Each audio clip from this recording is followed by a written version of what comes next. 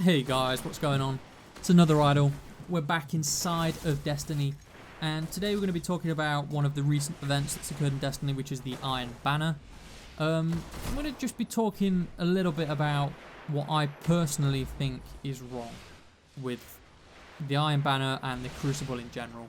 I'm not going to get too much into weapon balancing and those sorts of issues because those are a separate beast. There's lots of talk about weapon rebalancing right now and how, certain weapons such as the Thorn and shotguns need to be nerfed or everything else needs to be buffed.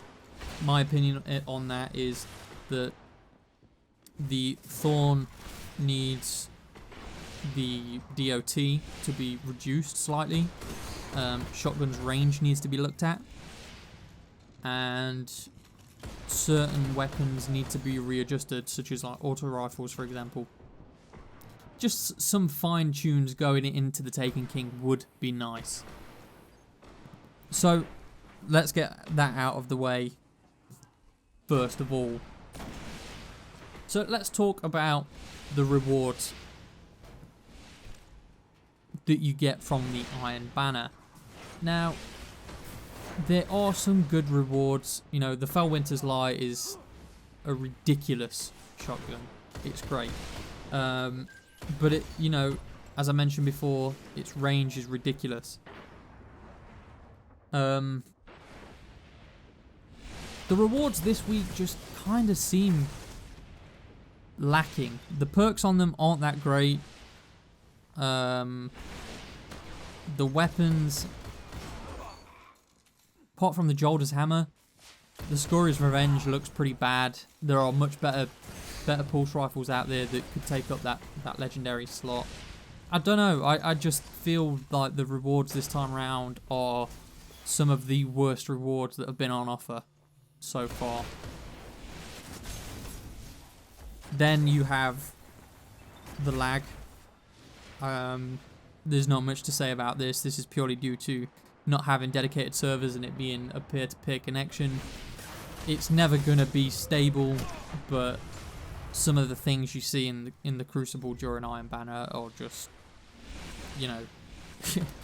just silly. You can put your super into somebody, knife them in the back, put a couple of shotgun rounds in them, and they kill you. Sometimes it is unbelievable, and it's highly frustrating. Again, there's not much that we can do about that until Destiny 2 comes out next year. Hopefully Bungie will put into place dedicated servers. I hope and I pray. It's probably not going to happen within the first iteration of the game or within the Taken King, purely because there's a lot of work that goes into it. Dedicated servers are extremely expensive. The only reason that they weren't implemented this time around, I think, is purely because Bungie didn't know how successful Destiny was going to be, and it's quite a big investment to have for a brand new IP. Another issue that I have is the matchmaking. This kind of goes part and parcel with the connection. You get connected with people all over the world. That can't be helped, that's just the nature of the game, but it doesn't help the lag at all. But one of the real big things that annoys me is you get chucked into a game and, the other team are, 14,000 points ahead of you, and you've got absolutely no chance. They're dominating, they still have heavy ammo. There's just no chance you're going to win. You're always going to get this because of the nature of matchmaking. It's going to try and fill up those games that are empty before it tries and puts you in a new one. I get that, but it is infuriating when you get put into a game that you just have no chance of winning. Another issue that I've noticed recently as well is the amount of people that have started leaving games. It was always an issue, and that's why Bungie introduced the Medallions of Iron to try and, stop people from leaving. But it seems to re-emerge that people are leaving games that they're losing more and more often. I'm not sure why this is, but again, even people leave, even people on winning teams, whether they're getting timed out or they're losing connection, they're getting error codes. It just seems to be happening more and more frequently. one more thing that I've noticed is that people just don't seem to grasp the concept of control, or they don't seem to work together. Everybody seems to do their own little thing, and I suppose that is purely because there is no voice chat within the Crucible.